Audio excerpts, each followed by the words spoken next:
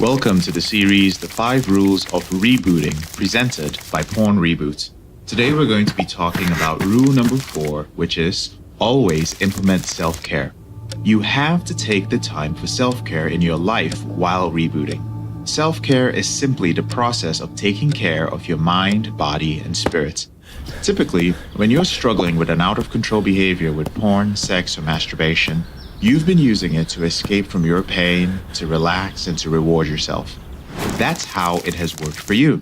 Now it's time to replace the relaxing, the rewarding, and the escaping with self-care, and that can be challenging. Many men spend a great deal of time trying to implement self-care. It really has to be a habit that you build up in your life. Without self-care, it doesn't matter how much therapy you do, what groups you go to, or how much you pray. You are always going to relapse. Self-care is one of those rules which absolutely cannot be broken.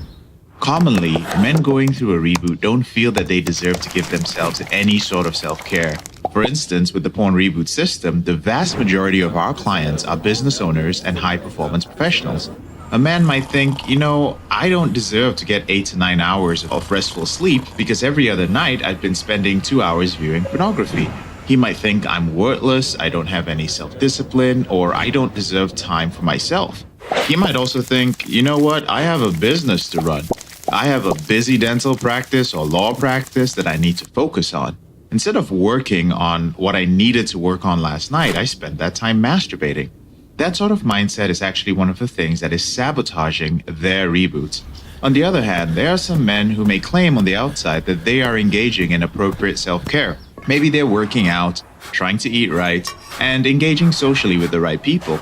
Maybe they're resting their minds and bodies, but in reality, they don't truly feel that they deserve self-care, so they're not implementing self-care to its full ability. Maybe they're not eating healthy or working out all the time, or just in spurts. Or perhaps the drive to work on something else that porn has taken away from them takes over.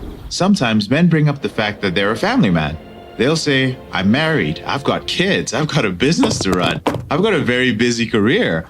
All this self-care, making efforts to eat right, waking up early and going to work or working out in the evenings after work, all these little things that I'm doing, even getting more sleep, this is taking away from my family time. I feel that I'm being very selfish when I focus on me and just me alone. I've been trained, or I believe that I have responsibilities. I have to give my wife attention. I have to take care of the kids. I can't be doing all these things for me because I have a problem with pornography. It's important to remember the difference between selfish and self-care. You become selfish when you start taking more than you need. You're engaging in self-care when you start taking as much as you need. So with that in mind, brothers, it's important to remember that you can't be good to others if you are not good to yourself. So many people are stuck in their current lifestyle, especially men who are struggling with an out-of-control behavior with pornography, and they fail to realize that they are not being the best business owner or employer or the best father or husband or boyfriend that they can be because they are not taking care of themselves. When you start taking care of yourself, you actually start looking at others in a different light. You start noticing and you start actually caring about their mental health, their well-being, and their own self-care as well. Don't feel as if you're preaching to them because you're actually implementing it in your life. I'll give you a typical example of what some of my clients do. Say you're working on a big goal. When you complete the goal or project, that's when you feel that you deserve a reward. During that project, even if this goal lasts for a very long period of time, you don't believe that you deserve a break or that there's anything to celebrate. You don't believe that you deserve any self-care. So you keep all your self-care for the end. And this is a mindset that's very prevalent among professionals who are struggling with porn. You keep all that celebration for the end and that self-care. Unfortunately, what is happening at the end of the project, you start feeling that you deserve something important, something great, and that usually ends up being pornography. That's how a lot of men fall for the trap of using porn as a reward for a job well done. Brother, whether you are entrepreneurial, whether you are a business owner, or you are a high-performance individual, it is vital to stay accountable regarding self-care and pacing yourself.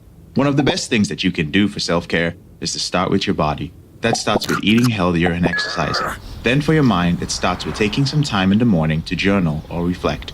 We've got a wonderful workbook in our Facebook group, which you can use. If you're not a part of the group, click on the link below this video to join. Get the workbook and use that in the morning before you even pick up your phone. We'll show you the basics of taking care of your mind and your body. To learn more about self-care and ending your out-of-control behavior with porn, sex, and masturbation, visit pornreboot.com.